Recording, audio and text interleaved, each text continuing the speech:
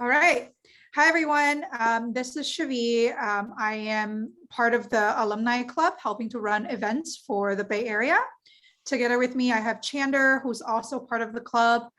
So in the past, we've been doing a number of virtual events as well as in-person events. I think starting next year, we'll get some green line to actually host more in-person events. So really looking forward to see all of you here. And actually for today's event, we're getting some special boost in terms of promotion from both Gary's friends and family, business partner, as well as our club in Chicago has also kindly offered to help us to promote it. I'm hoping, Robert, that's why you're here with us, and maybe many of you from Chicago. All right, so without further ado, let me introduce Gary.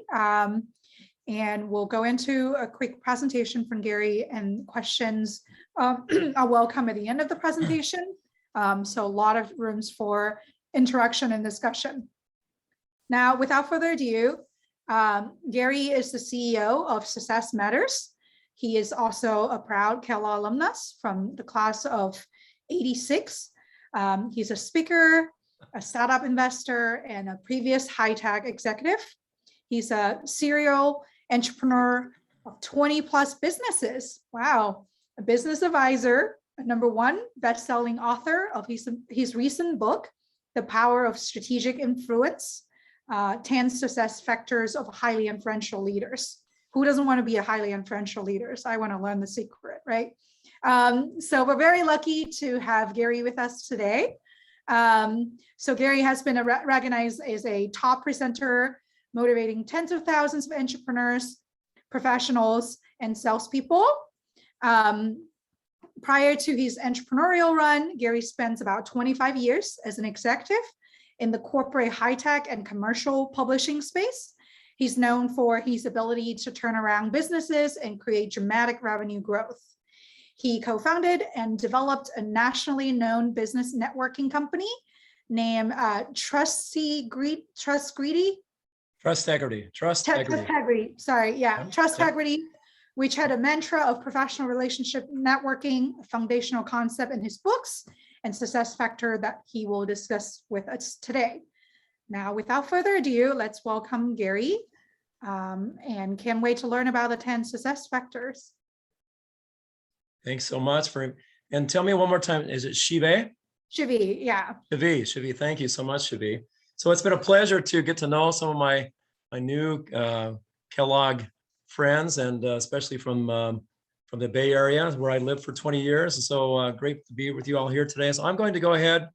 I'm going to share my screen. I won't be able to see you. Hopefully you'll be able to see me in my presentation, but we did test this beforehand, so I believe it should be fine. So I'm gonna go ahead and share my screen. And if you can somebody tell me if you can see my PowerPoint. Yep, you can see it. Yep.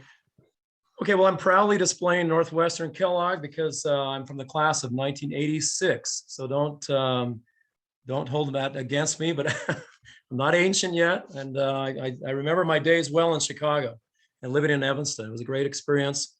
I could have gone through the one-year program they had at the time. I decided to do the two-year program. I took a sabbatical from my corporate job and just had a heyday, learning and diving into every aspect of the MBA program, Masters of Management program back in that day. So I'm just going to go ahead and jump into this presentation, but let me just preface it by saying that I'm going to focus today on one of my success factors. The book, I'll break it down. I'll show you how it works. And I've got people here on the call that have read the book.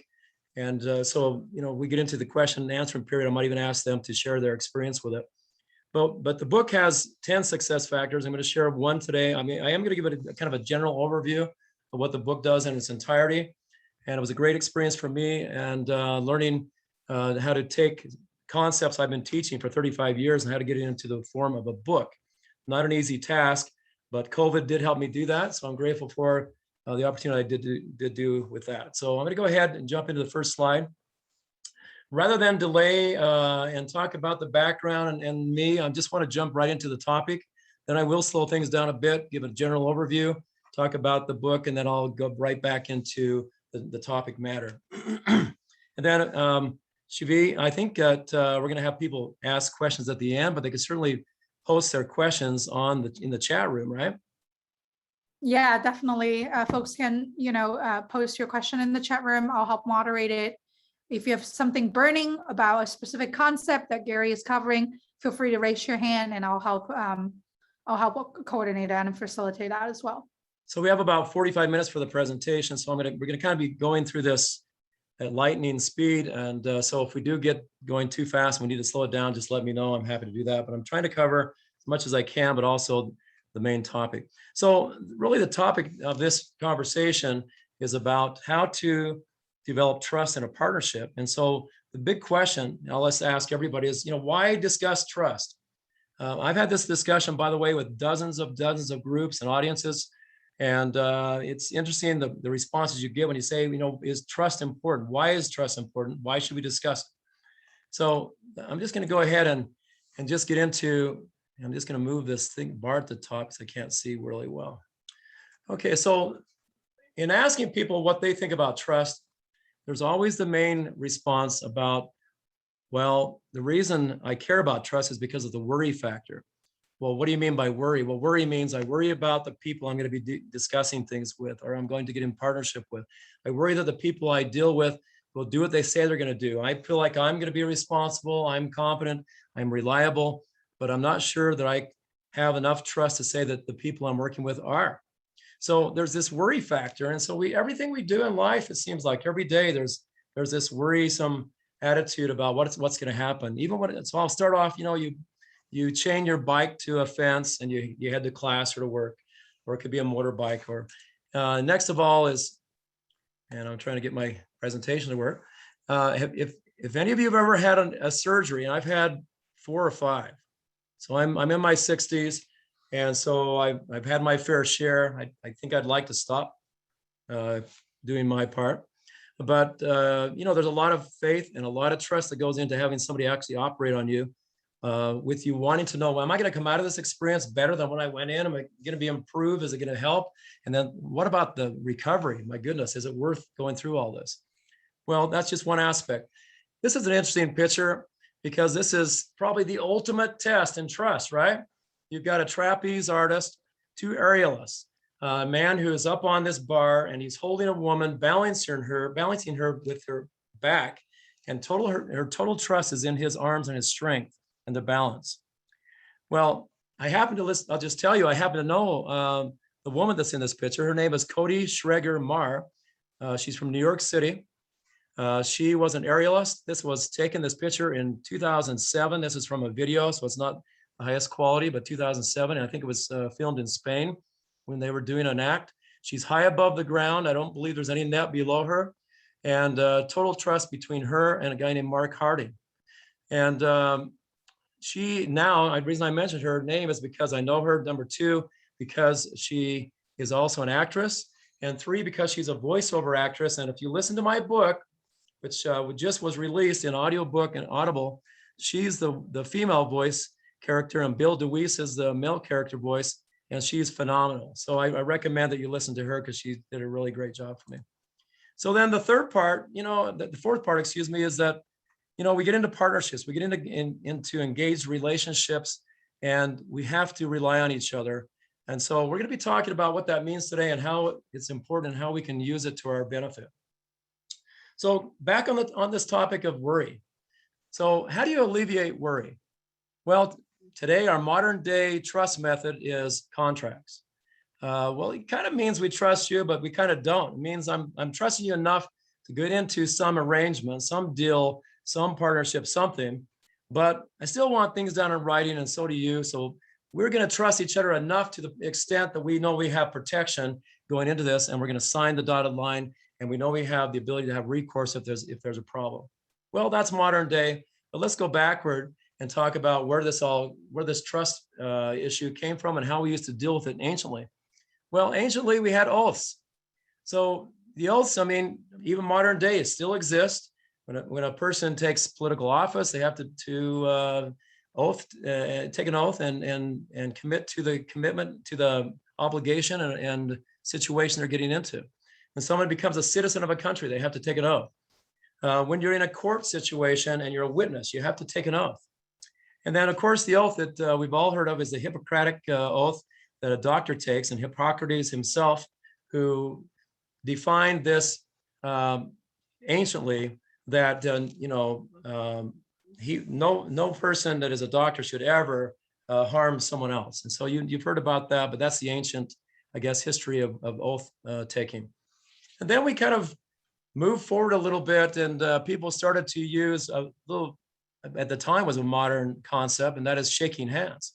So we would come together, shaking hands at the time, anciently back in Greece in the 5th century BC, would do it because it was a symbol of peace and trust between two individuals or two leaders, to bring things together and to not open up with arms and attack during that process. A little bit more modern, of course, is a concept that I love that I also talk about in my book, and it's an updated process I'm going to call the honor system. So we go from an oath to an honor system. In medieval times, back in 1501, England, the British people, or leaders and church leaders, came up with this concept of a market cross. What was fascinating to me about the market cross, and I've seen this particular one because this is a picture of the Chichester Market Cross in England that I visited with my family. And it was interesting because they wanted the people to be able to transact without having to go through a process where they had to get approval, where they didn't have to have government involved. And they wanted them to be able to come to the market square, to stand up in a place of honor and worship even, because these represented little churches at the time, and shake hands and say, we're going to commit to doing what we say we're going to do. This is an honorable thing. And it was very successful in helping people get business done. So that brings us back to why is trust so important? Well, in my book, I talk about value exchange. As this is a collegiate crowd, coming from Northwestern and others that from other universities. But, when you go to college and then you get out of college, or if you go to graduate school and you graduate, you come out with a certain level of quality and value. In fact, just like it says here, the bottom line, for any exchange of value to take place, a level of trust must exist between two parties.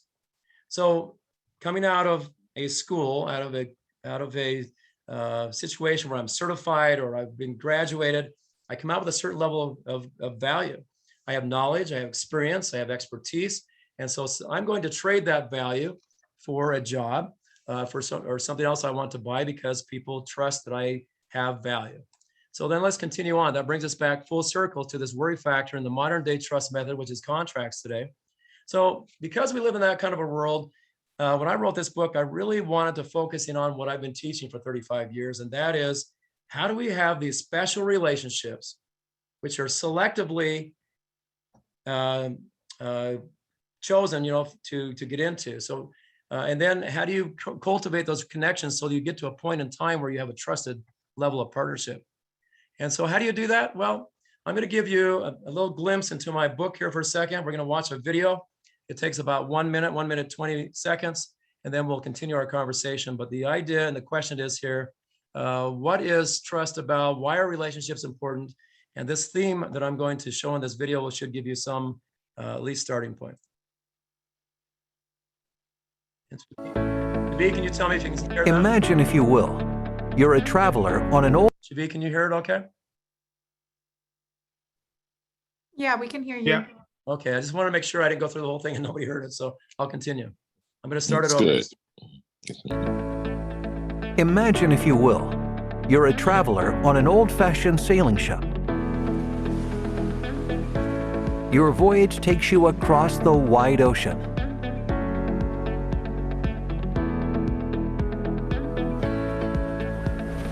One day, the lookout cries, "Land ho!" A port comes into view with its tall lighthouse. As your ship draws closer, you can see a bustling city with people engaged in commerce. The ship ties up at the wharf, and you, the only passenger, disembark. You know no one here, and no one knows you. Fortunately, you speak the local language. In your pocket, you have a few dollars, and in your suitcase, a change of clothes. They are just enough to sustain you, but not for long. How do you survive? How do you identify and gain the attention of the right kind of influential people who can help you succeed? I'm going to stop this just for a second because it's a very key element and message from the video. And I'll continue, but it says, how do you identify and gain the attention of the right kind of influential people who can help you succeed? So I want you to be thinking about that as we go to the rest of the video. The world is your oyster. It's up to you to find the pearls. Chris Gardner. Introducing the Amazon best-selling book, The Power of Strategic Influence by Gary C. Laney, 10 Success Factors of Highly Influential Leaders. Available.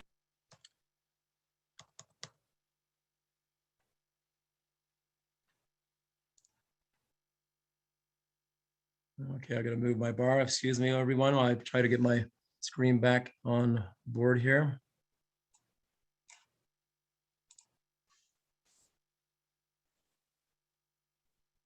Okay, so I wanted to show that because when I wrote my book, I wanted a theme. The theme was, what if you were on a ship and the ship got redirected for some reason? You weren't expecting to be on it for long, but you ended up in a strange island or strange place you've never been before. You have no resources, you have no lifeline, and you have to figure out how to survive. And then if you eventually end up staying there longer, how do you succeed? So that was the message I'm trying to portray. And of course, the answer to that is that you have to become social, you have to network, you have to know people, you have to prove yourself. Even if you have skill sets, you still have to gain respect and reputation in the community that you're in. And that reputation will then allow you to have access to influence, which then gives you opportunity, which gives you the opportunity to succeed. So I'll just take just a moment to tell you why I wrote this book. First of all, like many of us, you get to a point in your life where you want to write down the things you know. I've been wanting to write a book like this for 15 years. I've never, because I was so busy in my businesses, I just never found the time to be able to dedicate to it. When I had time off, I was trying to rest and recover, from the hard work. But COVID actually gave me a benefit of having about a 6-month period. I just sold my business called Trustworthy. I was now in the process of developing a new business, but this new business depended on events, people coming together. I couldn't do that. We all thought that maybe COVID would last for 6 or 8 months. So I gave myself 6 months to write the book and then 2 months to publish it. And that's exactly what happened. But really the reason I wrote this book is because of what I'm so passionate about, and that is positive forms of influence. What I'm really talking about is influence that stem from meaningful relationships that I'm going to say are built upon some platform, a trustworthy platform. So how do you get to that stage? Like I said in the video, how do you identify the right kind of influential people that can help you succeed? So let's continue. So in my book, if you've looked at it, and you can go on Amazon, and there's a preview, there's also an audio preview. I wrote a book with 12 chapters. It actually has 3 parts, and I'll detail that in a second. It has 6 sections and 12 chapters. Because I had 12 chapters, I thought it'd be a great idea to be able to interview a few executives, leaders and CEOs who could exemplify what I was teaching in every particular chapter. Of this group that you can see here, the 12 that I interviewed, first of all, why did I do 12 interviews? Well, the 12 chapters, as I mentioned, there's a teaching concept in each one of those. And it was kind of a magical process. As I started to interview, I had 5 people that I wanted to interview. Of those, and then the other 7 I didn't know. So using the principles of my book, I'll just tell you, I like to practice what I preach. And I used the access to these individuals that I already knew to get access to other highly influential people. That's the whole concept in this book. So some of the people I knew in this, so John Hewitt, he's a legendary icon in the tax preparation world. He's been in it for 50 plus years. He was an executive at H&R Block, but then went out on his own to start a company called Jackson Hewitt. He's legendary there. Also Liberty Tax. He's doing it a 3rd time with a company called Loyalty Brands right now. He and I got to know each other several years ago. We've got a good relationship, and we continue to have interaction, and I'm really excited about what he's doing in his business. Another person is on the bottom row is Brian Esposito. Brian was one of my clients about 20 years ago, not quite. I had one of the many businesses I had. We sold advertising, and his company, which was located in New York, it was a kind of a medical and beauty spa. He actually manufactured a lot of his nail polish and things that he sold. Anyway, he and I got to know each other really well, and I've kept in touch with him over the years. During one of my interviews with Brian, my interview with Brian, he had such a good experience. He asked me, he said, "Gary, do you need other people to interview?" And I was going to ask him anyway, but since he offered, I said, "Oh, absolutely, Brian." So through Brian, I got to a guy named Larry Namer, who's on the top row. If you haven't heard of Larry Namer, Larry is the co-founder of a company called E Entertainment TV. So if you're on cable and you see E, the channel E, that's Larry Namer. He and his partner started that company and really bootstrapped it, didn't have a lot of money to do it with. And they came out with a legendary new way to broadcast entertainment news, which wasn't being done at the time. Anyway, Larry and I had a fabulous experience, and I've gotten to know him. On the bottom row, Brian Esposito also introduced me to Kimberly Carney. And she's a fast-tracked CEO of the company called FastWire that's doing superbly well. And so proud of my opportunity to get to know Kimberly. Daniela Chokin was introduced to me through Kevin Harrington's team. Kevin Harrington's one of the original Shark Tank investors. He also was the person that wrote the foreword in my book. So anyway, I could go into the story of each one of these people on the screen. Anu Shukla, for example, who I interviewed with 20 years ago. We've stayed in touch. I didn't work with her at the time, but we've stayed in touch, and she's a tremendous inspiration to me. So the key focus of my book is to teach you how to develop a sphere of highly influential connections. This group alone would benefit anyone in such a large way, but I just wanted to give that premise. So imagine the possibilities you could have in your business, in your life, if you could just learn how to cultivate relationships with influential business people from your industry, who can be strategic to your business and with whom you can build a relationship of trust. If you could do all three of those, there's three elements to that statement right there, you can do almost anything, because the strategic element of it, and having somebody in your industry that can relate to what you're doing can make a tremendous difference. So what is this book about?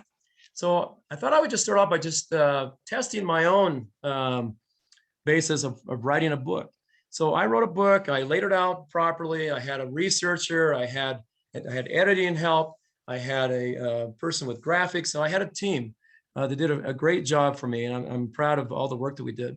But I decided at the end of it, I would just do a search on the keywords to see how did my book turn out as far as the key elements and the messaging that I was trying to relay.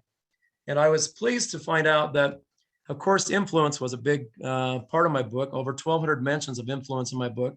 But relationships was this huge central theme, strategic, partnerships, leadership, trust, which is about the subject tonight and is a very, very important element of my book, networking and connections.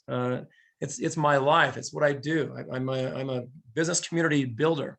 And so that was very important to have that aspect in it. And, influential connections make a huge difference for you. And that's really what networking is all about.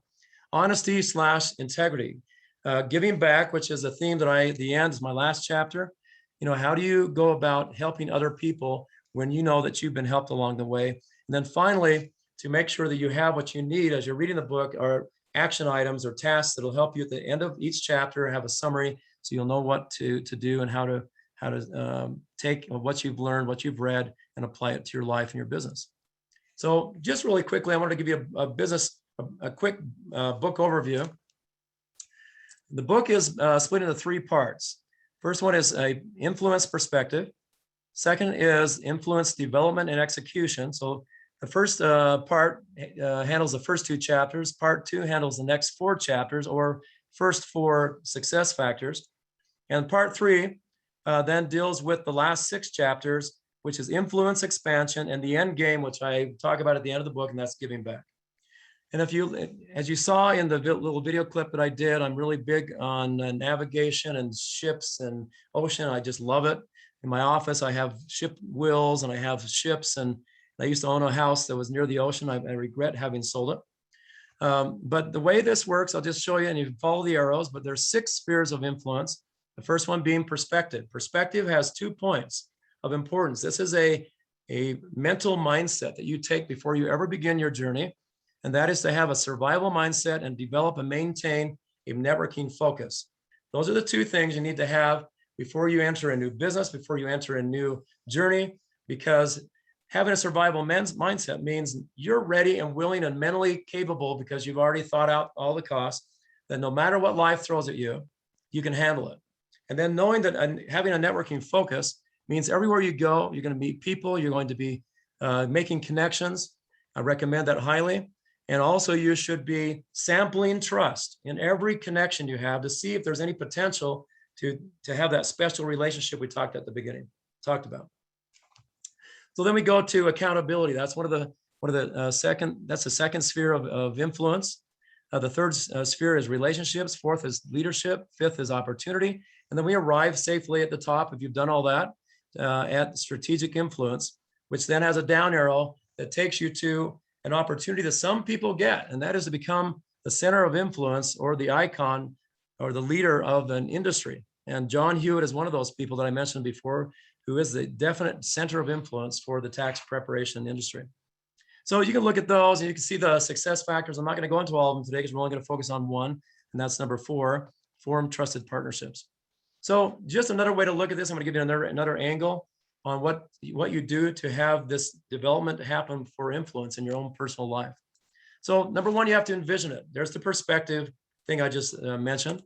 The next phase or next sphere is about accessing influence. If you don't have influence and you're on a strange island and you know no one, you have to figure out a way to access influence that other people have. They have to trust you enough to let them access their influence so they can help you, or the people that know them can help you. The next one, I'm dealing with this little bar, I'll stick it at the top again, is utilize. So I have access to influence, and I better darn use that access properly, because if I don't, then having access will be taken away from me. So utilizing it means you have to earn the right and the trust of the person that's giving it. And that's an important phase of your development. The next phase is acquiring your own influence. So it's important to utilize influence until you can acquire your own. And how do you do that? That's that exchange of value I talked about at the beginning. You develop value, personal value that you can exchange with others. And as you do that, as you gain a reputation, as you become more popular, you become dependable, people will then see you as an influencer. They'll see that you have a certain level of influence, and they'll regard you in that way. The next one is to expand it. So the opportunity part of this whole book is, how do I get to a point where I'm now a leader? I have access to influence, but I also have influence. And now I have a responsibility for the influence that I now carry. There's a burden, but it's a very exciting burden if you use it properly. So I'm going to expand that as a leader, and I'll be talking about how to do that today. The final one is how to share it. Now that I'm more strategic about it, I want to share my influence in a way that helps people and helps my business and the people in it. So that's what that's all about, just another angle and how you look at that. So we go to the next screen, and I want to talk about this for a second, because I think it's important for you to understand why I use the term sphere versus a circle. To explain that, I have to tell you that I have a background where I had a personal relationship with a guy named Stephen R. Covey, who wrote the book, 7 Habits of Highly Effective People. I knew Stephen before he ever wrote the book. My salespeople, about 1,000 of them were guinea pigs to his principles, for his teachings before the book ever was published. It was published in 1989. And so I had the opportunity to get to know Stephen over many years as, first of all, as a professor at my school. He was the dean of organizational behavior. And this guy could have been Donahue if he wanted to, because I remember in his classes, he was so significant. He could get up, he could walk through the crowd of 400 students in his class. They were huge classes. I felt very lucky to be in the class.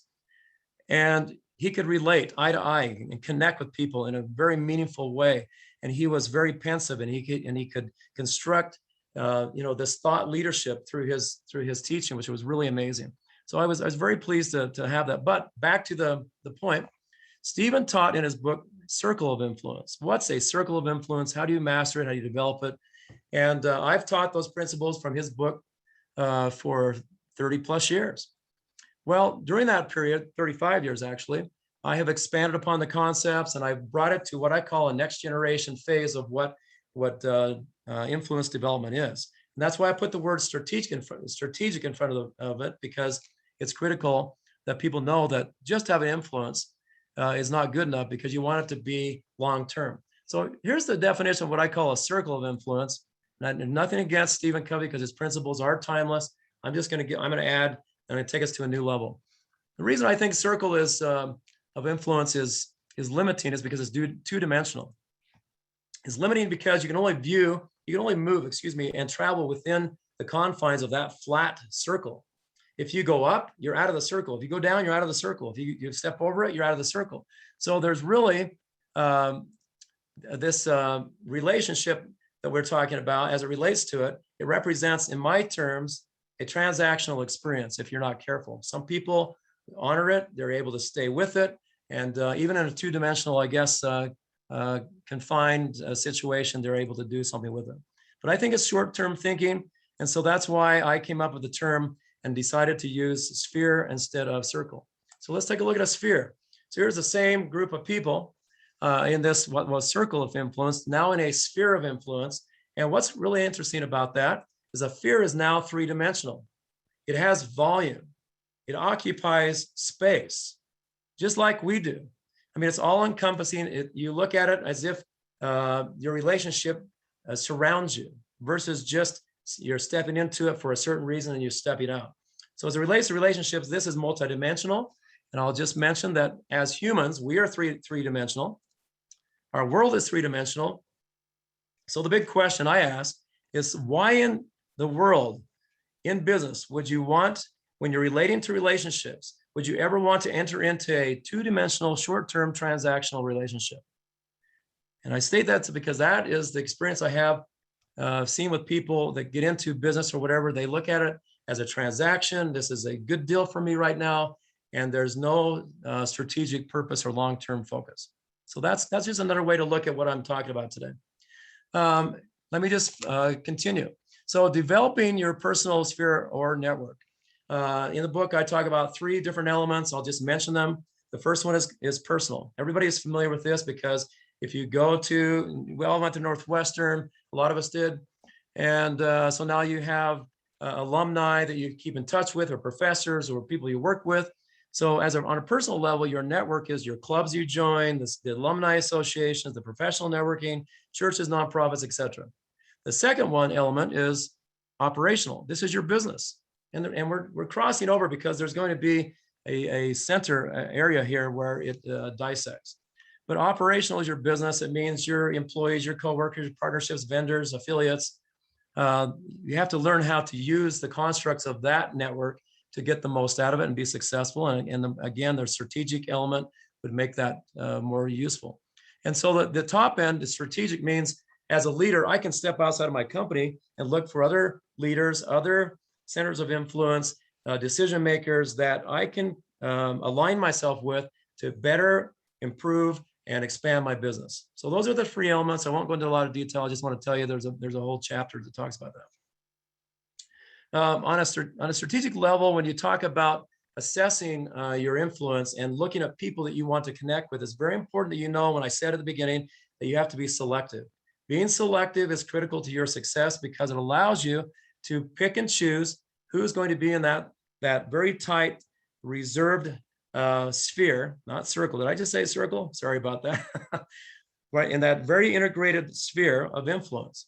How do I choose? Because you don't have the time to connect and to have a strategic partnership with everyone in the world. It has to be very, very confined, maybe 10, maybe 15 people, maybe someone has 20 that has very, very tightly integrated relationship. So what this does is it gives you a quadrant, it gives you a matrix where you can say, well, okay, well, what is it all about? It's about relationship and it's about influence. Low to high on both ends. Obviously, if I have no or little or low influence and low relationship, it's really a no-win situation. So because I can't get any value out of it, even if I get a good relationship, it's not going to take me anywhere. That's not strategic. I can't leverage it. Doesn't mean you can't have those people in your life. They could be on your team. They could be people that work with you, but they're not going to be people that help you make strategic connections outside of your business. So then the green, the opposite side of it, is where you get the optimal strategic influence opportunity, because these are where the ideal strategic influencers are living. So there's high impact, there's influence, relationship, potential stakeholders. How do I get there? I have to go to the two yellow squares. And so Q3, for example, high potential opportunity because I have good influence, high influence, but my relationship is low. I just have to develop my relationship. And on the opposite side, I have really great relationship. So I need to work on finding people that are influential. So that's what that's about. And I'll just take one more quadrant. It comes from my book, and that is that there's an impact of the sphere that you are in on the type of influence and strategic connections you can make. When I first start out, I'm just getting a perspective. Then I become accountable because now I'm building a reputation. I'm gaining value. I get the sphere of relationships. I'm now gaining relationships. People trust me. I'm reputable. And now I'm starting to get some influence. Then I become a leader. Leaders have influence over people. People can influence the leader. And by the way, I will tell you today, one of the biggest premises of my book is that you don't proclaim yourself to be an influencer or a center of influence. It has to be delegated to you by the people that follow you, the people that trust you, the people that work for you. If you do that, you'll have a long-term opportunity to be a leader. If you don't, it'll be a short-term experience. Then we go into the sphere of opportunity and sphere of strategic influence. It just shows you as you go up the ladder, as you expand your influence, the better opportunity you have to connect with other people of influence. So we'll talk just a moment about leadership development. And I'm going to give you 3 slides. In my book, I talk about the growth of influence. And there are 3 slides, and I use a ship, and I have 3 cells. The first cell we've already talked about, that's personal value. It comes from education, from expertise and experience. You're gaining value, you're gaining reputation, so people will want to do business with you and want to trust you and give you some of their influence. So this is a perspective point as you prepare for your journey for a project, for a business you're starting up, etc. And I'm using some examples here, real examples from my books. For example, Tom Ziglar. I'm going to take a little drink of water. Just give me 1 second. Tom Ziglar is the son of the great Zig Ziglar, who also taught many of my salespeople. I had the opportunity to interview Tom because I knew his father. And so there was some credibility there. And what an interview it was. What an amazing person Tom Ziglar is. He's much like his dad, who can speak without hesitation, like a book. It just flows. He's just so amazing to connect with and to talk with and to interview as well.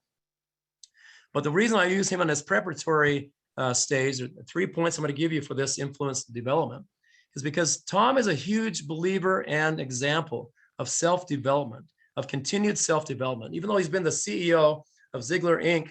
for 28 years, I believe, every single day of his life, he spends time on personal development. And so leadership should hear that loud and clear, that you should not stop trying to develop yourself just because you become a leader.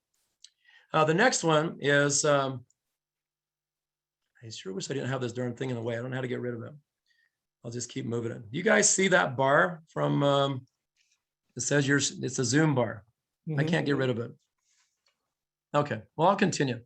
So this is step 2 of the influence growth cycle. We put up another cell. The cell is personal driving forces, PDF, if you want to remember it.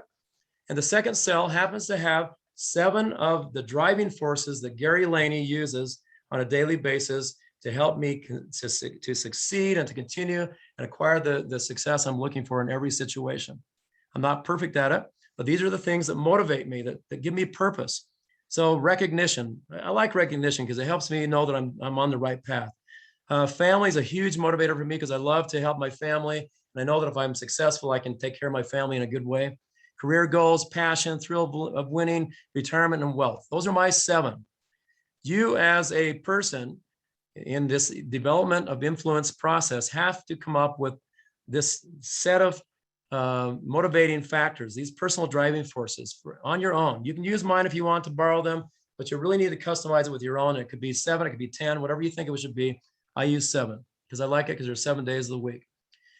Gary Kennedy, I use as this example. He's the person I wrote that I interviewed and used after this chat, the success factor, which is chapter 9, because there's 2 preparatory chapters, and then there's 10 success factors. He happens to be in success factor 7, which is chapter 9. If you want to go back and you want to look him up. Gary Kennedy was the very first president of Oracle. He's also a graduate of Northwestern, Kellogg. He's about 3 or 4 years before me. I met him in Chicago. I've had known him for all these years. And I interviewed him, and what a fabulous interview it was. The reason I enjoyed it so much is because the theme of his interview, when I asked him about his life, about his journey, it was about integrity. He's very integrity focused. In fact, he said, Gary says, before, we're both Garys, but he said, Gary, before I take on an assignment, before I take on a new role as a company, before I get involved as an investor, before I get involved in a charitable situation, he says, I make sure that I feel personally that I can make a difference in that situation. If I don't personally feel like I can make a difference, I don't do it. So that's what you call integrity. I really appreciated that story and his example. The third one, the third cell, I just threw it up and you can see it. It's called personal competitive competencies. This is about success factor 8. I use the example of Glo Gordon, who's the CEO of Matrix, a company out of California. And Glo is so glowing, if you will. I use that word because she exemplifies the name that she carries. She is so focused on skill set mastery. When she was younger and going through her development cycle before she became a CEO, and she's a board on other boards of advisory, Glo was really, really honed in on what it took to develop and master skill sets. And the way she does that in her own company is she will, for anybody that has to give presentations, she requires you to memorize it, make it your own, so you can deliver it succinctly, with passion, without hesitation, because that is the way you're convincing with other people. So that's Glo Gordon. So I just have to say this right before I jump into our third part of our presentation, and that is scalability. Every company wants to be scalable. But the question to you is, how well do people scale? Are people scalable? That's the question.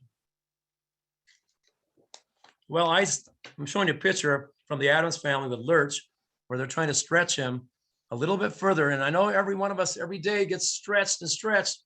And at some point we have to realize that it's not just all about us. That to succeed, we need each other to scale, and we have to have meaningful relationships to prosper. So I'll just leave that behind and then just give you this final summary before I jump into our topic of the night. That is, strategic and trust-based relationships are the answer. They should be deep-rooted. They can't be scalable because you can only have a few people in that inner sphere, as I talked about. It's the quality of the relationships that matter. To increase your personal influence and build relationships, you must begin by contributing and helping other people. That's how you begin to get noticed. That's how you become attractive. That's how you gain attraction. And so this law of attraction that you probably have heard about is super important because it allows people to be attracted to you because you are doing things for them without any expectation. Expect nothing in return, and you'll watch over time your colleagues and your partners will see you as increasingly indispensable. So trust is the foundation of all success. I really believe that. And finally, that just tells us that we have to be inter-reliant. There's a level of interdependence that you have to go into before you get into a partnership, before you get into a deep-rooted relationship. So that's what that's about. So with that, I'm just going to take a quick break and get a drink, and then I'm going to jump into our last segment. So the topic of the hour and the success factor number 4 from my book is form trusted partnerships. Let's talk about that for a second. I'm going to give you an image, an illustration that I had created that shows that there are 6 levels, 6 building blocks, if you will, for building a trusted partnership. So trust is at the top. You might experience levels of trust on the way up there, but true trust where you have no question and you can completely trust the person across from you or is pulling you up the hill, that's where we need to get to. And there's 6 levels to get there, and it's progressive. So on the side, you'll see that it takes time and it takes development of relationship, but let's see where that goes. I'm going to start with level number 1 or building block number 1. To build what I call a trusted partnership, we have to start with what I call as a common basic foundation. These are common values. They're common interests and common goals. That means that the two of us, before we jump into a partnership, and this may not even be a formal partnership, may be an agreement between the two of us, informal, but formal in the terms of we're going to do something and we're going to commit to it. So it means we all want the same result. So that's really critical. It means we envision the same result, we're excited about the same result, and we want the same things. Well, that takes us, so we know that the end goal is trust. So let's stick it up there. Let's go to building block number 2. In my experience, and I hope you'll understand this concept, but just because you have common values, because you want the same thing, does not mean you have the same idea about how to get there. So strategy is pretty critical to a business, pretty critical to a partnership. So we might say, hey, we both want the same thing, but hey, I want to do it this way. And the other person says, I want to do it that way. We can't come to an agreement. I'm going to tell you right now, you have to stop the process. Because if you don't share a common strategy or form or a process about how to get there, you're going to go in different directions. You won't be synchronized. You won't be synergistic. You won't have the results that you want. You must be aligned on the strategy. So building block number 3, let's talk about that, because I think it's important to understand that a relationship is something that's really active. Cannot be a passive thing. It has to be an active basis where you have regular access to each other, where you have regular communication. That's super critical. I'll just give you one experience. I had this discussion with a person who we wanted to do something together with. I'm going to be building a new business community soon called Strategic Business Leaders. And so we're making the basis for starting some groups. And in the process, one of the people I talked to did not feel like it was necessary to have regular communication, did not feel like it was necessary to do anything but text and maybe a Zoom call from once in a great while. Well, that didn't work for me because that's not this third step. I really believe for you to have a tight knitted, deep rooted, successful and potentially great partnership, you have to have regular access and communication. So let's go to building block number 4, experiential. You've heard about these experiential activities you go on, and experiential, I'm going to call relationship. I think it applies to relationships because unless you have had experience with each other, one-on-one experience, you've had discussions, you've seen how each other thinks, you've seen how each other responds to certain situations. You get involved in a project and you can see how the process goes and it flows and how people think in the process. And you go to events and so listen, I think it's just so important that you understand, in order to get to a level of comfort, before you even have a high level of trust, you have to have had experience with each other to know that you want to spend time with this person, that there's a likability factor, and that experience has given you the ability to say, I know this person well enough to keep going. Well, 5, we're getting very close to that trust level that we're looking for, because it's called honesty. And let's tack onto it /integrity. So you know that integrity is a byproduct of being honest. So if I'm honest in all situations, if I tell you I'm going to do something and I do it, you tell me that you're going to go out and do some certain task and you do it, and I witness you do that, I then think of you as a person with integrity.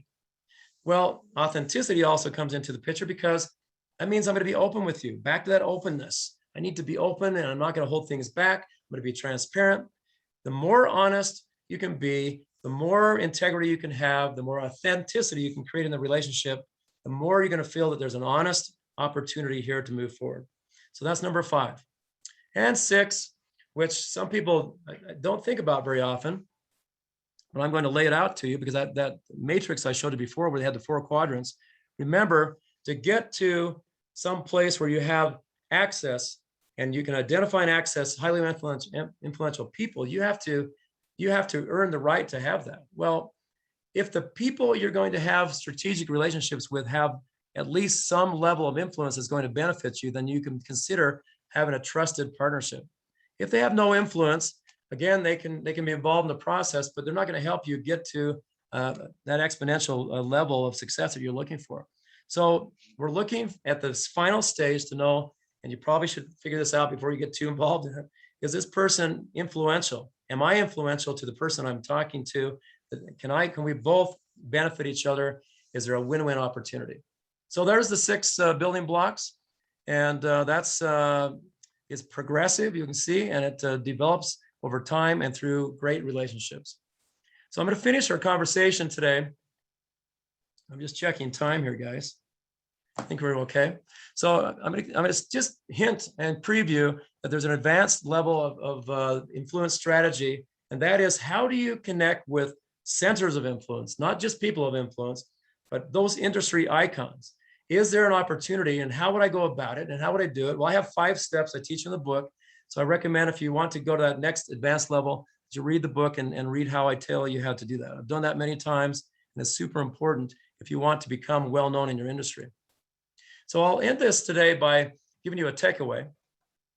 My wife and I watched this video about a year ago, and it stayed with me. When something stays with you, you know it has meaning to you. And it kept popping up into my mind. So I decided to go back to the video, and I pulled out this quote from the video, which I thought was just phenomenal. So the movie is called This Little Love of Mine. It's kind of a romantic movie. I was watching with my wife. It's a great movie. And here's what happened in the movie. So there's this grandfather. He has this great corporation that he's built up over the years, and he wants to hand it off to a relative, not to a non-relative. And he identified his grandson that you can see there on the right side, his grandson, who was very capable, very smart, very cordial, very methodical. But the problem is the grandson didn't believe in corporations so much. He thought that they were greedy. He didn't want to be part of that. And his grandfather finally came to him, sat down with him, and he says, you have to do this. You have to lead this company. I don't want someone who is not caring to be in charge of my company. And there's the quote that he gave. He says, I know a leader. He's talking to his grandson. I know a leader when I see one. You want to use your influence to make the world a better place. And the key is, and not for personal gain. And he tells his grandson, he says, do you know how rare that is? What a question. Because we all need to make a living. We all need to be successful. But in the end, it's your legacy that you leave behind, and that you know that you're doing things to help and contribute to society, to your company, to the employees, and to the industry that you're in, because you're making a contribution. And that's what it's all about. And you're going to have plenty of success and be happy and receive the rewards from that. But that's where his focus was. And that's why I decided to use that today. So my book, I'll just tell you, I'm proud of it. It's been an exciting process to go through. And one thing I was very proud of, I'll tell you, we got a bestseller category in 5 categories. And I was very concerned about the categories that we were getting #1 in. I didn't want it to be in something that was unrelated to my book. So the 5 categories that I ended up getting was business management, systems and planning, strategic management, business systems and planning, and strategic business planning. So I'm very proud of those. Were the top, the 5 that we hit #1 in the bestseller status, and then quite a few others in #2 and #3, etc. But that's, I think my book is very legitimate. I think it's authentic, and I listen, at this point in my life, I'm not trying to pull a fast one on anybody. I'm very authentic. Anybody that knows me, I care about people, and I'm trying to just give back, and that's why I wrote this book. So, Shavi, I think that's it. Cool. Thank you for sharing all your insight. I know we're coming up at time, but we can, for people who have questions, feel free to stay. The line will remain open. And yeah, it's time for some Q&A. I'll ask a question. Robert? Gary, 2 to 4 years from now, what are the range of places you want to be, things you want to be doing, best case scenario, worst case scenario? Where do you envision yourself 2 to 4 years from now? Robert, you're a good guy. That's a hard question for anybody. You know, and I could retire next year. I'll be 65 next year. I hate to admit that. But my dad was 70 before he ever started to think about retirement. So I think I've got 10 more years of me, we'll see, before I slow down a little bit. But I like calling myself a serial entrepreneur because I'm really, really interested in so many different types of startups. And so I continue to be interested as an advisor, as an investor in different businesses. I hope to take a deeper dive into my book, into different elements of my book. Also, my background is really squarely planted in sales and sales development and business development. So I have a book in me that's about complex selling, which I want to write. And then, giving back. My wife and I have chosen that we want in the future to be able to serve other people, and we want to travel and do that in different places. And so that's kind of my future. I think it's more of a 5 to 10 year thing, but I appreciate that question. Thank you.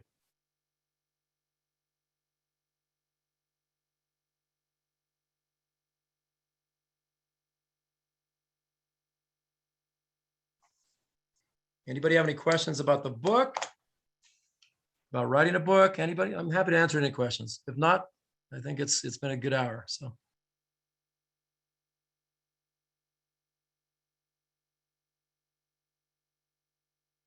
I'll ask, why did you decide for this session to focus on trust versus any of the other chapters?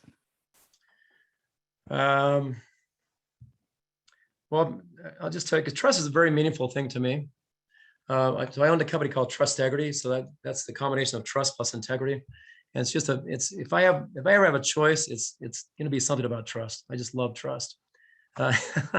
Because, you know, it's such a hard thing to master, Julia. I mean, people that get involved in relationships and in business, the thing they have the hardest time with is, you know, can I really do this and trust the people I work with? And as soon as there's a hiccup, you know, some people want to bail. And you have to stay the course. You have to keep going. You have to make certain that what you do is meaningful to the other people too. I mean, when I said that leaders don't get to proclaim, you don't get to proclaim that you are an influencer. It's the people around you that bestow that gift upon you. Because you're the kind of person that helps them, that's beneficial, and that is giving and caring, then, and a servant leader, that's a new term, then people will come back in kind and say, you know what, we love your influence, we want more, and they'll follow you. So I think trust has a lot to do with that, and that's the reason. But I could take any one of the chapters and we could have another hour or two sessions. So I'm game for that anytime. Thank you. Thanks for the question.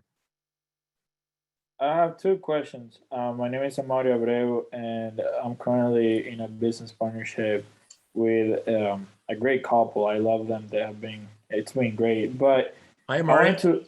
I wanted to ask you, what are some of the characteristics that you are seeking in a potential partner? Are there any like personality traits or things that you look for that make you feel comfortable with a potential business partner? Well, yeah. So there's a business partner. I mean, you don't want somebody that does exactly what you do and have the same skill sets. There should be complementary opportunity to integrate not only your skills. Let's say that I'm really good at sales and business development. You know, I have 2 marketing degrees, so you better put me in some category where I'm helping with business development. The other person might be really good at finance and getting funding. And so let's come together with 2 people that are like-minded, but also have complementary skills. And then, of course, the things we've talked about tonight, and that is, you know, I have to get to that second level. I have to know that strategy we believe in is going to be similar. We have common values, but the strategy has to be similar. We have to believe that we're going to be going the same direction. We're going to be complementing. There's going to be synergy, and that it's win-win. And then, you know, the people I like to deal with, I like to be with people that are involved in the business, hands-on. I personally I like to do that. I don't like to just hand it off to people and then sit back in an office. I like to get involved with the clients. I like my partnerships to do something similar on their end where they're good at what they do. So I think those are kind of the basics. But if you look at my set of competencies, the competitive competencies, there's 10 of them that I list. I think any leader should feel like they should master as many of those as possible. So I want that person to have a certain level of those, and I think I carry, you know, a good share of those as well. Awesome, thank you. And can we get the presentation slides via email, or is that something that you usually don't provide? Well, Shivi, I think that we're going to send out a recorded link to the people that attend, right? Sure. Yeah, we can do that. Awesome, thank you.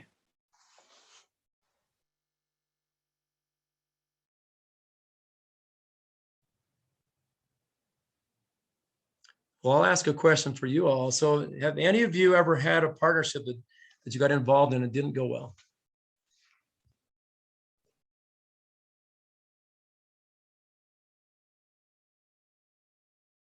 Everybody had fantastic partnerships. That's No, I think we had some, but I don't think I can talk about it. no details are required, no names.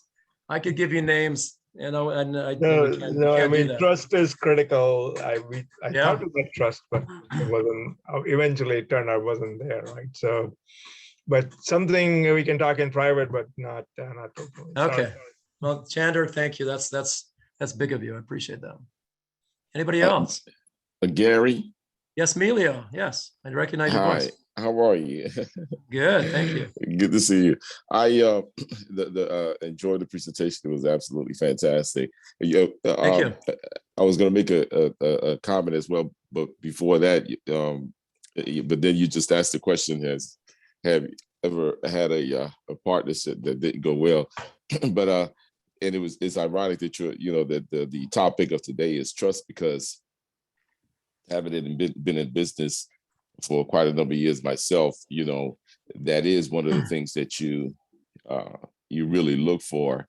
And sometimes, you can be naive, because, you don't go through this checklist. You can, sometimes you will go more on emotion rather than the actual process of building up trust, which I'm guilty of having done that in the past with someone. And then was betrayed. That trust was betrayed in a really bad way, and so that's why I think that this book is so important, because you lay out the steps and the processes that you go through in order to be able to develop that sphere of influence and understanding, really understanding human nature. I think that that's one of the keys. That's not really, if you really look at it, I think this book really helps you to really understand yourself, really, because you have to understand yourself in order to really be able to understand others and be able to work with others. So I've gained a lot from it thus far because of that. So I really enjoyed the presentation. But I will say one comment I wanted to make. I wish that, when I was, about 30 years younger, I had access to this type of material, because to those that are at school right now, I'll tell you, this is the type of information that you are going to really need to succeed. It's probably really at the top of what you're going to need to really make it and become successful, to understand what, and in so many, for so long, the word influence was used, but I love how you, Gary, added the word strategic to it, because at the end of the day, you really only have 24 hours in the day. Part of that you have to sleep, and then you have to work, and then the part where you have to use to do and implement the principles that you talk about, and being very strategic about developing your influence is a small window, So, but I would just say to those that are have been part of the session, that your students there, this is absolutely a book that you must read. And if you can internalize these principles, I can guarantee you that you will have tremendous success. So I just wanted to make that comment, my friend. So Emilio, thank you so much for that. I appreciate it. Emilio and I have got to know each other through LinkedIn, by the way. We've met each other. We've never met in person, right? And he read my book. He's such a great friend already. And I just want to make one comment, because Julia had asked the question, why did we talk about trust in this presentation? And there's something I didn't have a chance to talk about, and that's this. You've heard the book from Stephen M. R. Covey, The Speed of Trust. Well, Stephen R. Covey, that was the son of Stephen Covey. But in sales, you're always trying to figure out, how do you expedite trust with clients? So I'll just give you a quick synopsis here. So the question is, can you expedite trust? Can you take trust on a fast track? Is it possible to do that?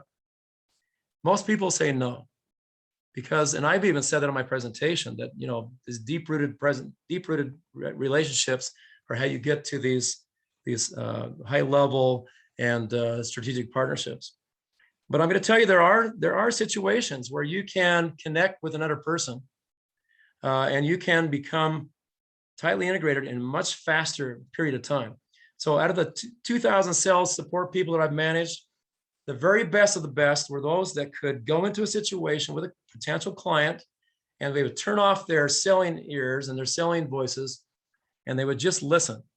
They would just become active listeners with real intent and trying to figure out what's going on with this person in front of them and look for those nuggets of opportunities where they could help them in some way, even if it didn't have something to do with what they were selling. I've had situations. I sat down with a guy about 2 years ago who was part of one of my groups, and I was there to help him in our group. But in the process, he only sat there and listened to me very actively and learned about some problem I had, and immediately said he wanted to help me. And so in a matter of 30 minutes, I had more trust of that guy than I had with other people I'd known for years, because he was showing interest in me. It was selfless. He expected nothing in return, and he helped me with a problem. So you can expedite trust with some certain special people where you have an immediate chemistry. And Emilia, you're one of those guys. I was driving down the freeway. You and I talked for 30 minutes, and oh my gosh, I felt like we'd known each other for 30 years. That is correct. I mean, I felt like you and I were brothers from, different mother, Yes, you definitely were, but I'm just absolutely. telling you that I felt a kinship to you that I hadn't felt in a long time to somebody else. And it was just amazing. So And the feeling was mutual, my friend. The on a feeling was very mutual. rare basis, it happens. And that was with Amelia. So thank you. Thank you, my friend.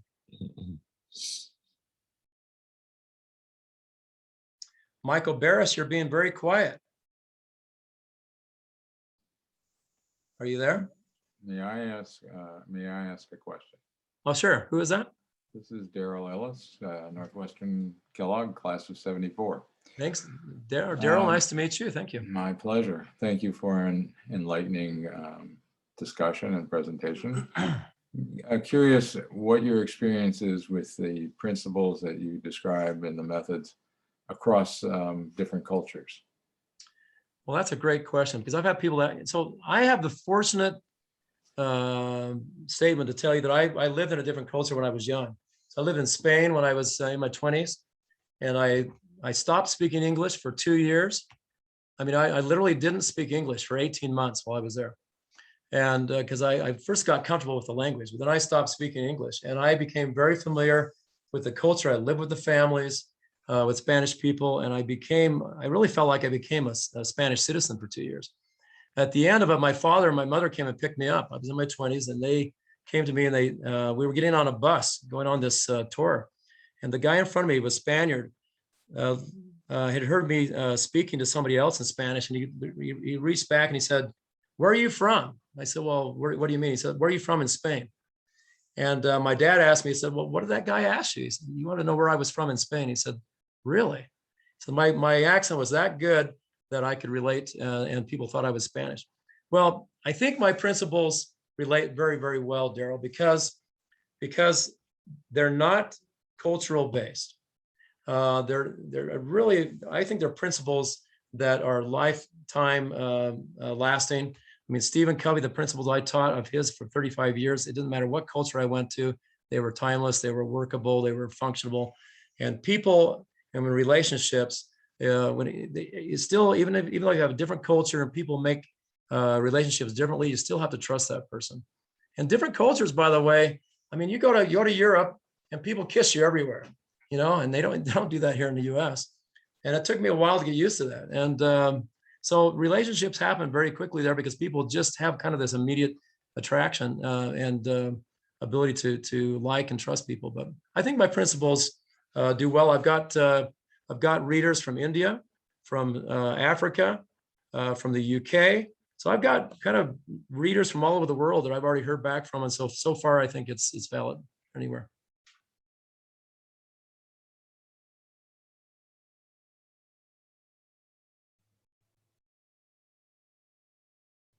So Michael Barris, are you there? There I am. Can you hear me? There we are. Well, yes, How are you doing? I have to stop. So Michael Barris is a speech coach, and he is a communicating expert. so I really wanted him to speak because this guy is the master. So I appreciate you being here, Michael. It's my pleasure. My wife and I are doing our groceries as I'm doing this. Awesome. Yeah, such is the miracle of modern communication. But one thing I could ask you about is, on LinkedIn, you talk quite a bit about the importance of kindness. And I'm wondering, how do those ideas you speak about connect with what you've been doing with the book? Now, granted, I couldn't hear all of your talk tonight. I just caught a little bit of the tail end, but I have a feeling there's probably a connection. Am I right? There is. And so listen, from the very beginning, because again, I'm in my 60s. I really the focus of my life is giving back in any way I can. So whenever there's an opportunity when I can give back, I don't expect anything in return. I do get return, by the way, but I don't expect it. So the last chapter of my book is called Give Back. And Larry Namer was the guy that I used as the example after my chapter that I interviewed. Larry's he's the guy that started E-Entertainment TV. He is very successful, and E-Entertainment is a multi-billion-dollar company now. He's no longer involved, but every single week, Larry spends time with people he doesn't know in these Zoom sessions to help them in any way he can. They might be in school, they might be in a startup business. He doesn't even know them beforehand, and he loves helping people. So the kindness factor, man, I wish I had a stronger commitment to that in my very early days. I mean, I did when I was in Spain because I was there as a service missionary, but and maybe that's the reason why it's become important throughout my life. But it seems like in the last 10 years, it's become more significant, more important, and I just really enjoy that. And I think the reciprocal effect, the boomerang effect of being kind to other people makes you legitimate and makes you authentic, and people love that genuine type of approach. So that's kind of why. It's a great, yeah, it shows, it's consistent with, I think, what you've been emphasizing online, as far as I can see. Well, thank you. And your profile and your demeanor and everything you do and the videos you take, I mean, you're just such a pleasant guy. I can't imagine anybody not wanting to be your best friend, I appreciate that. Actually, Sure. You have a nice sounding natural voice too. Well, thank you. Yeah, we've never spoken. That's true. Yes. All right. Well, thank you very much for this. Thanks for being here, Michael. Anybody else? We're just about out of people, but it looks like they're dropping off, and I'm happy to stay as long as we have questions. Daryl, I hope I answered your question. Oh, thank you. You did. Of course, where does one obtain your book? So Amazon is where I usually tell people you can get it anywhere, but Amazon, they have it in stock. You can go to Barnes and Noble, they have it in stock. Books A Million has it usually. And any store could order it for you, but Amazon, especially if you're a Prime member, is cheaper. My book is on sale. Amazon dropped my price, not because it's not selling. They dropped it down to $8.50. It's a $20 book. I think it's like $8.50 right now, $8.80 or something. So it's super cheap on the paperback. I get paid the same amount whether they discount it or not. And then I've got the audio book and I've got the ebook. So just go to Gary Laney in the search bar, or go to The Power of Strategic Influence. You'll find it very quickly. Thanks so much. Thank you.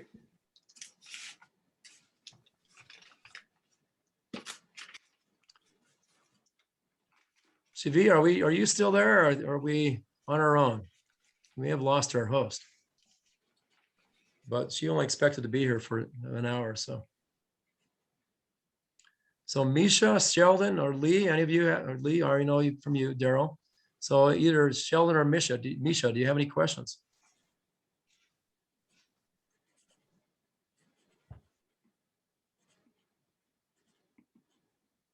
Well, folks, I think that wraps it. Really appreciate everybody being here. It's such a pleasure to be with some of my comrades from Northwestern. Daryl, class of 74, that's amazing. I was 86. I started in 84. So we're not that far apart, but no, we were the first class that went through Leverone Hall. I was in Leverone, sure. Yeah, okay. They had just built it and moved up the school from downtown. And who was the dean at the time? Was Jacobs there? No, Dean Jacobs. Yeah, I had the same one. Yeah. He was awesome. He was really great. And then you had Dean Jane that came after him later and kind of made it a multinational concern. But I loved working with Dean Jacobs. Yeah, Jacobs, if you took any classes from him, basically he was one of the authors of the changing of the banking industry. Yeah, right. Financial. That's true. The deregulation. I think he stopped teaching by the time I got there, but he definitely he spoke a lot, and I listened to him several times and read him as well. So, yeah. Well, I'd like to think guys like you and me were able to build the reputation so that we now have as top world-class institution. Daryl, where do you live? Where are you located? I live outside of Chicago, not too far. As a matter of fact, I was on campus last night. Oh, you were? Yeah. Oh, wow. I haven't been on campus for a while. It's been a while, so. Well, I've lived in multiple cities in the U.S. and outside, and having the ability, Northwestern offers both cultural and athletic opportunities, so you can be there now that things are opening up. I'm sure they'll start having live plays, and they have the live football and basketball and events. Therefore, I'm assuming the plays aren't too far So behind. I'm jealous because I don't live there anymore. Well, I took a full-time job, but I left years ago. So Yeah, no, I'd say, well, I didn't have much involvement with them for 30 years while I was gone, but when you move back, it's nice. it is nice. Yeah, and the campus is still continues to grow. It's pretty amazing. So. Well, yeah, unfortunately, my feelings are that all U.S. colleges and universities have overbuilt their campuses, and they've lost. Yes. Yep. They've lost they lost some of the ambiance of having open space and natural things.